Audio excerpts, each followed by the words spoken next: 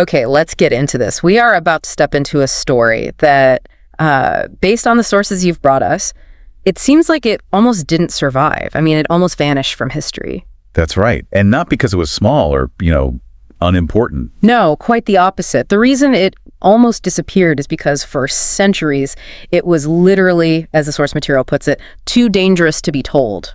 It's an incredible frame for a story, isn't it? We're looking at the very beginning of a movement where just the act of meeting, the act of saying, I believe, was a capital crime. Yeah, you have to really set the scene here. Imagine these early groups, men, women, children, and they're meeting in the back room of a house, deep underground. In absolute darkness, often. And the sources are specific about this. They met in silence. In silence. Why? Because any sound, a prayer spoken too loudly, a child's cry, could mean discovery. And discovery by Roman authorities meant one thing. It meant death. Immediate, brutal, and very public death. Exactly. And that's the central paradox that I think makes this whole deep dive so fascinating. They had no political power, no armies, no weapons. Nothing. And yet they had this form of resistance that was built on a conviction that the most powerful empire on earth just could not comprehend, let alone defeat. So that's our mission for you today. We're going beyond the high school textbook summary. We have to. We're trying to extract the real granular story of this perilous time, the early Christian movement. We're going to look at the specific pressures Rome used, the legal reasons they gave for persecution. A psychology. The almost unbelievable resilience of the people who went through it. It's the ultimate collision. You have the absolute tangible might of Rome versus this invisible, transcendent allegiance to what they called an unseen kingdom. And we're going to trace its path from being this sort of treasonous cult hiding in the shadows. So eventually becoming a tolerated and then the official religion of the very empire that tried to destroy it. It is maybe the greatest reversal in history. A story where strength wasn't measured in legions, but in faithfulness. This is the deep dive into the first 300 years of the church, a time when believing in Jesus meant signing your own death warrant. So to really understand the threat, the sheer scale of the danger these people were in, we first have to grasp the world they lived in, the Roman system. And we're talking about the first century AD, right? The absolute peak of Roman power. The zenith. Rome wasn't just a city. It was, as you said earlier, the world's operating system. It was the center of everything: politics, economics, law, and crucially, religion. The infrastructure alone is just staggering to think about. This wasn't just some regional power. No, this was an empire that unified the entire Mediterranean world. We're talking millions of people, dozens of languages, different cultures, all brought under a single, highly centralized system of control. And that control was physical. We still talk about the Roman roads. And for good reason. Those roads weren't just for trade, for moving goods around. They were arteries. They were built for the rapid deployment of the legions. So any trouble, any dissent, anywhere in the empire could be crushed.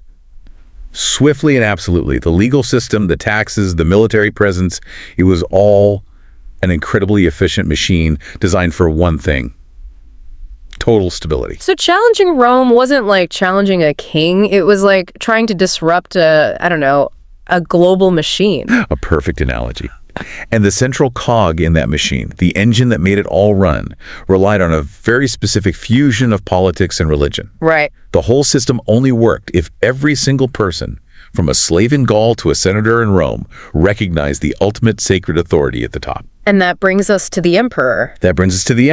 The one figure who holds it all together. And this is the absolute pivot point for the whole conflict, isn't it? Because the sources are so clear. The emperor wasn't just a governor or a general. Not at all. He was presented to the public as a figure almost divine. And we have to understand this wasn't just like political flattery. No, it was foundational.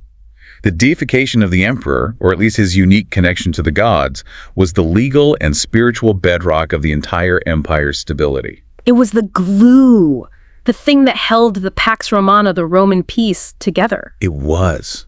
If Caesar is the chosen representative of the gods on earth, or even a living god himself, then what does that make dissent?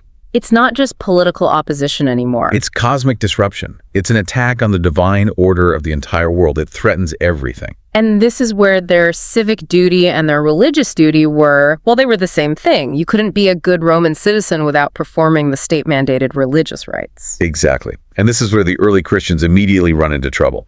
For a Roman, religious observance was citizenship. It was how you showed you were part of the team. What did that look like in practice? It could be something very simple. Offering a pinch of incense on an altar to the emperor's genius, his divine spirit. It was an annual act of patriotism. Like a pledge of allegiance. A pledge of allegiance to the entire system. It was your way of saying, I am loyal and I want the gods to continue blessing Rome. So when a Christian comes along and says, I can't do that, I can't offer that pinch of incense. They aren't just practicing a different religion. In the eyes of the state, they are explicitly refusing to declare their loyalty. They are opting out of the system that keeps everyone safe. You've just hit the legal core of it. When this new movement says we can't do that because we serve a higher king, one who is greater than Caesar, what does a Roman magistrate hear? He doesn't hear a theological debate about the afterlife. No. He hears a declaration of sedition. He hears a direct challenge to the legitimacy of the ultimate authority on earth. So the state isn't really persecuting them for what they believe about God. It's persecuting them for who they refuse to acknowledge as God. That is the perfect synthesis. The sources explicitly define this refusal. The refusal to worship the emperor. Not a simple disrespect.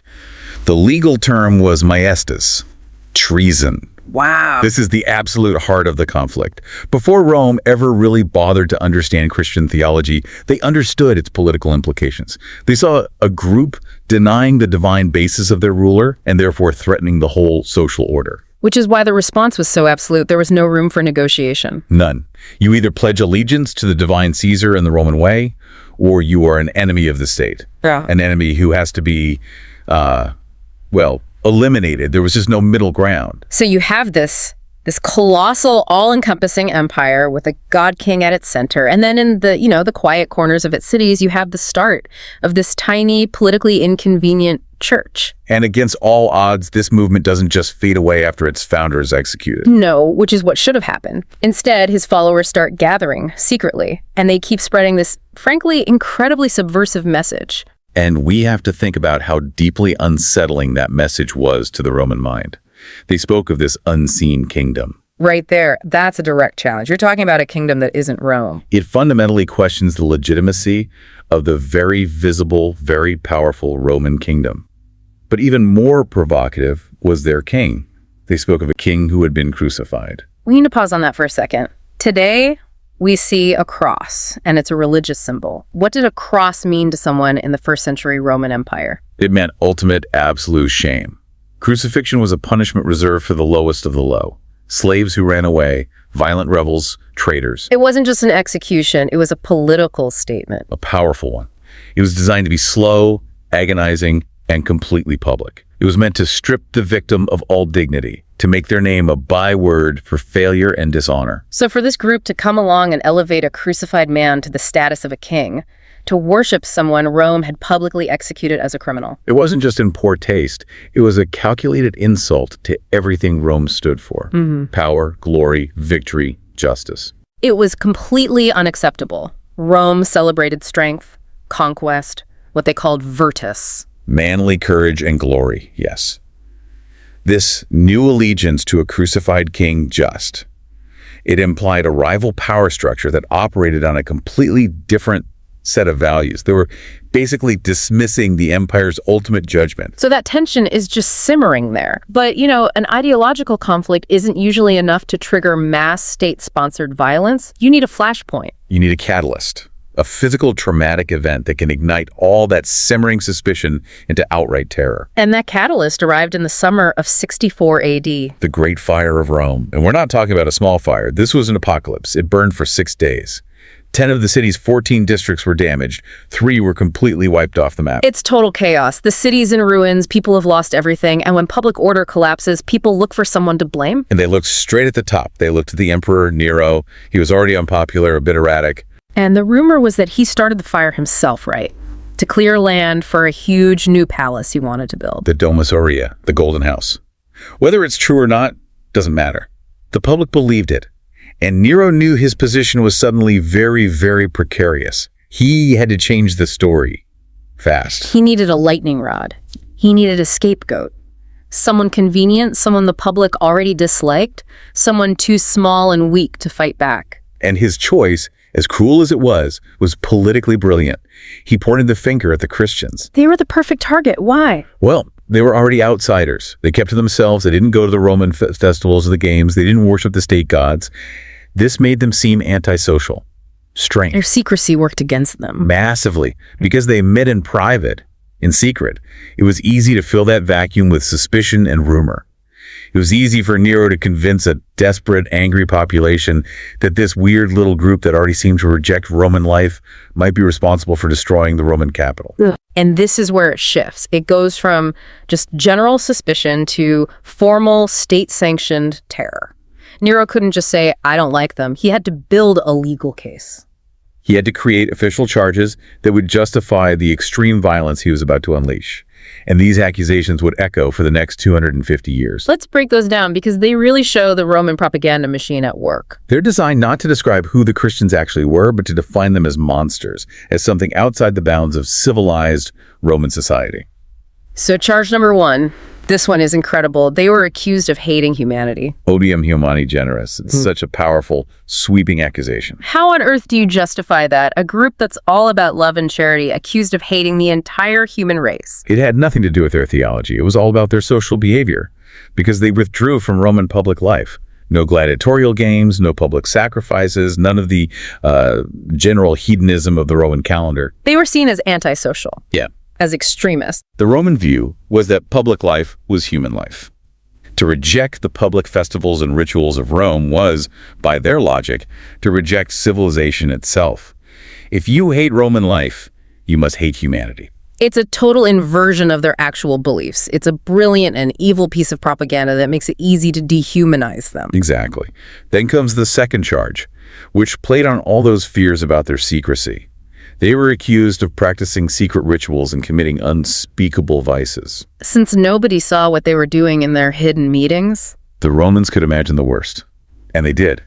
Rumors flew about ritual murder, about cannibalism. Which was a grotesque misunderstanding of the Eucharist, right? Where they talk about eating the body and drinking the blood of their king. A complete and probably deliberate misunderstanding. They were also accused of incest because they called each other brother and sister. Secrecy breeds paranoia. And Nero's government weaponized that paranoia masterfully. And then the third charge brings it all home. It's the one that makes it a capital offense. They were accused of threatening the order and stability of the empire. The ultimate crime. Treason. This is the political charge that ties the other two together. If you're a group that hates humanity, practices vile secret rituals, and most importantly, denies the divinity of the emperor while pledging allegiance to a crucified criminal, then you are a clear and present danger to the Pax Romana. You are an enemy of the state, a cancer that must be cut out for the good of the body politic. And that gave Nero, and all the emperors who followed, the perfect legal justification to launch a campaign of total annihilation, all under the banner of protecting the public.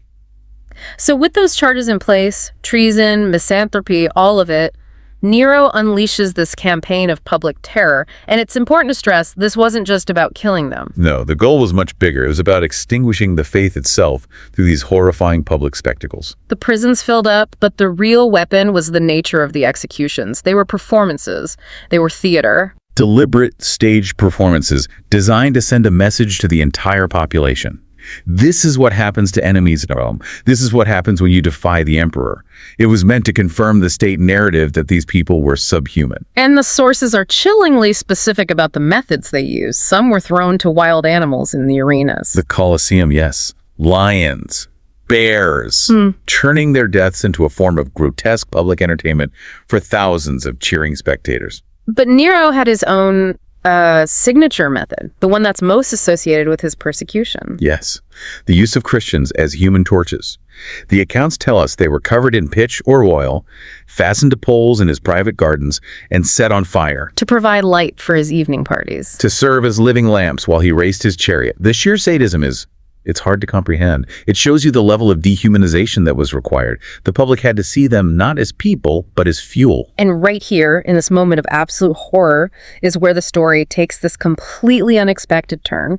This is what the sources call the unexplained detail. The paradoxical response, the thing that completely broke the Roman propaganda machine. Because the Christians, during these tortures, they often didn't do what they were supposed to do. They didn't scream and beg for mercy. Which is what Rome expected, what the spectacle required. Instead, they did something else. They responded with this act of transcendent defiance. They prayed and they sang. They sang hymns while they were burning, as we're looking on. I mean, just try to imagine that. What does that do to the psychology of the audience? The entire point of public torture is to prove the state's absolute power over your body, your will, your spirit. The victim is supposed to break. But this completely neutralizes the spectacle's intent. An execution is supposed to confirm the guilt and despair of the criminal. But when the victim sings, the story flips. It's no longer the execution of a traitor. It's a demonstration of a kind of inner strength that brute force can't touch. It becomes a moral victory in the face of absolute physical defeat.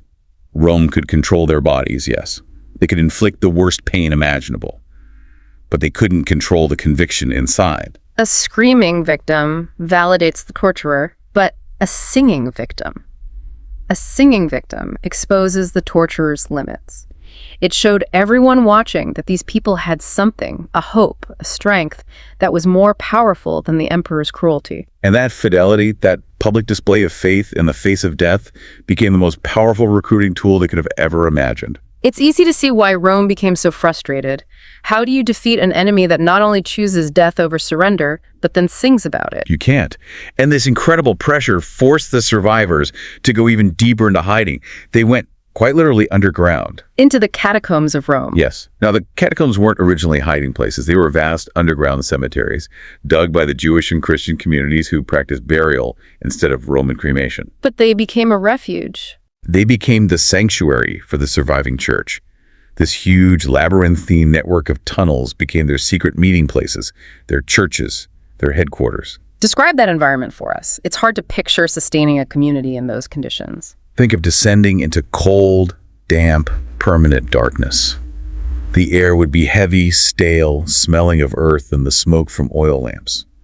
These are narrow, winding tunnels carved out of soft volcanic rock, sometimes going down 7 levels deep. It must have been a maze. A deliberate maze to deter Roman patrols. They lived under the constant threat of discovery, of betrayal. It was a place surrounded by death, but paradoxically, it was the only place they could truly live. And in this darkness, they kept the community alive. They continued the core practices of their faith. The sources highlight 3 acts that were absolutely essential for their survival and even their growth down there. Maintaining a community in the darkest place on earth. First, they were constantly breaking the bread. The communion meal. This wasn't just a ritual. It was an act of profound social solidarity. In a place of isolation and fear, it reaffirmed their identity, their connection to each other. A symbol of their unity when everything was trying to tear them apart. Second, and this is maybe the most incredible detail, they were baptizing new converts. Down there, in the dark. Yes. Think about what that means. Even with the threat of being burned alive hanging over their heads, people were still choosing to join. The catacombs weren't just a place to hide, they were a center for active, dangerous growth. Every new convert knew the price. And third, they were burying their dead. Which was hugely important. It was about honoring the martyrs, giving them a sacred resting place marked with their symbols, the fish, the anchor. But just the act of gathering to bury a martyr, a victim of the state, was itself an act of defiance. They were risking their own lives to honor the fallen. And the cost of all this was it was immense. The sources make it clear this wasn't an abstract war. It tore families apart. It did. The commitment required was absolute. Parents were killed, leaving their children as orphans to be raised by the community in secret. In some cases, children were martyred in front of their parents. The generational toll was staggering. And yet, here's the great historical irony. Despite all this loss, this centuries-long campaign of terror, the church continued growing. The very system designed to eradicate it was actually fueling its expansion. Which brings us to that famous quote, that metaphor from the writer Tertullian. The blood of the martyrs became seed. And we have to analyze the mechanism of that. How does death create life? Logically, it should be the opposite. Right, if you kill all the believers, the belief should die out. But it works because of that psychological dynamic we talked about. Rome's goal with the public executions was to prove that this faith led to a miserable, shameful, terrifying end. A cautionary tale. Exactly. But when an ordinary Roman citizen, your neighbor, the baker, a slave, saw these people facing the lions with composure, with hope, sometimes with joy, the state's narrative just fell apart. The death didn't look like a criminal's defeat. It looked like a hero's triumph. It inadvertently became the most powerful advertisement for the faith imaginable. Every execution was an unplanned sermon on the power of their conviction. People in the crowd would see this and ask, what do they have that allows them to die like that? Whatever it is, I want it. So Rome tried to destroy them with external force. But the response was an internal, nonviolent fidelity. And in the long run, the fidelity proved to be the more enduring power. Okay, so we've seen the brutality under Nero, the secret life underground, but this wasn't just a one-off event. The sources emphasize that this went on for a long, long time. Decades became centuries. Emperors came and went. And each new generation of Roman leadership would find new reasons or just recycle the old ones to try and scamp out this face. This was a long, brutal war of attrition. It's important to stress that this went way beyond Nero's initial scapegoating in Rome. The persecution became organized. It became empire-wide policy. Oh, absolutely. By the mid-3rd century, under emperors like Decius and Valerian, it became systematic. Decius, for example, issued an edict in 250 AD. What did it do? It required every single citizen in the empire, man, woman, and child, to perform a public sacrifice to the Roman gods in front of a magistrate. And you had to get proof. You had to get a certificate, a libellus, to prove you had complied. If you couldn't produce that certificate, you were an enemy of the state. That raises the stakes dramatically. There's nowhere to hide from that. It forces a choice on everyone. It does. And then at the very end of the 3rd and into the 4th century, you get the Great Persecution under the Emperor Diocletian. This was the final attempt. The biggest and most brutal effort yet. A final, all-out push for total eradication. Diocletian ordered churches to be destroyed, scriptures to be burned, clergy to be arrested and tortured. It was a systematic attempt to decapitate the movement and force everyone back into compliance. Yet it failed. All of it, the persistence, the sheer staying power of this underground movement it was unbreakable. And while all this was happening, something incredible was going on. The faith wasn't just surviving in the shadows of Rome, it was spreading. It was spreading throughout the entire Roman Empire. It was in the army. It was among the merchant classes. It was even secretly inside the imperial court itself. And here's the deepest irony of all. It was using Rome's own infrastructure to do it. The roads. The very roads built to move legions were now moving missionaries. The trade routes, the common languages of Greek and Latin that unified the empire, they became the highways for the gospel. Rome accidentally created the perfect distribution system for the very idea it was trying to destroy. So by the time we get to the 4th century, the Christians aren't this tiny, weird little cult anymore. Not at all. They're a substantial, deeply rooted, and highly committed minority in every corner of the empire. They had become too numerous and, frankly, too resilient to be eliminated. Which brings us to the most improbable turnaround in history. The moment when, after 300 years of persecution, the whole political landscape just flips on its head. It's still one of the most stunning political reversals of all time. In the year 313 AD, with the Edict of Milan, Christianity goes from being illegal and hunted to being officially tolerated, a legal religion. The faith that began in the darkness of the catacombs, that was nourished by the blood of martyrs in the Colosseum, finally emerged into the daylight. It was granted legal status by the very empire that had spent centuries trying to annihilate it. It's the ultimate checkmate. Rome threw everything it had at this movement for 300 years, and in the end, the movement not only survived, it thrived. And this brings us to the core takeaway from all our sources. The ultimate victory was not won with swords or politics or money. They had none of that. How did they win? They won through one thing: fidelity. A consistent, absolute, unwavering faithfulness that outlasted generations of imperial violence. They won not by force, but by fidelity. That one sentence really sums up the entire conflict, doesn't it? It does. Because force is external. It has to be constantly applied. It runs out. Fidelity, that's internal. It's a conviction. And the only person who can surrender it is you. The state can't take it from you. That internal resilience was their only weapon, and it turned out to be the only one that mattered. The lasting message, and why this story, as the sources say, still echoes today, is that this community did not back down when the price was everything. They stayed, they endured, they suffered unimaginable loss, but they refused to compromise that core allegiance. And that generational commitment proved to be more powerful than all the legions of Rome. So when we look back on this deep dive, what's the relevance for us? It feels like a fundamental lesson in the nature of power. It's about seeing how a core conviction, when it's nonviolent and sustained over time, can actually outlast the most powerful political machine imaginable. It proves that there are limits to state power, even absolute state power. Hashtag tag tag outro. So we've really gone on a journey. From the firelit gardens of Nero, where people are used as human torches, To the silent, damp tunnels of the catacombs, where a community kept its hope alive by breaking bread in secret. we've watched the most powerful empire in the world define a faith as treason, throw everything it had at it, and then, centuries later, have to accept it. It offers such a profound lesson, I think, about power and authority. The sources are clear. The church won by fidelity, not force. So if we accept that force is always temporary, it requires resources, it requires will, it eventually fails.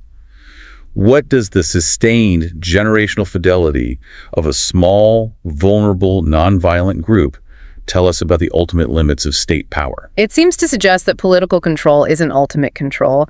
The state could control the body, but it couldn't control the belief. Precisely. The Roman state demanded total control of body and spirit through the emperor cult, and when this group just calmly, non-violently refused to grant that ultimate allegiance, the state responded with maximal force. But when that force failed to break them, it revealed a boundary that the state simply could not cross. The individual conscience. The nonviolent conscience. So the provocative thought to leave you with is this. What does it cost a modern system to tolerate groups that challenge its central claim to absolute authority? Not with weapons, but with a simple, unified, nonviolent refusal to submit to its ideology. That enduring power of conviction and the state's eventual inability to crush it, that's the true legacy of this story. A really powerful thought to reflect on. That idea of the ultimate limits of state power is something we should all be thinking about. Thank you for guiding us through this. It's been an incredible deep dive. My pleasure. And thank you, our listener, for taking this deep dive with us today.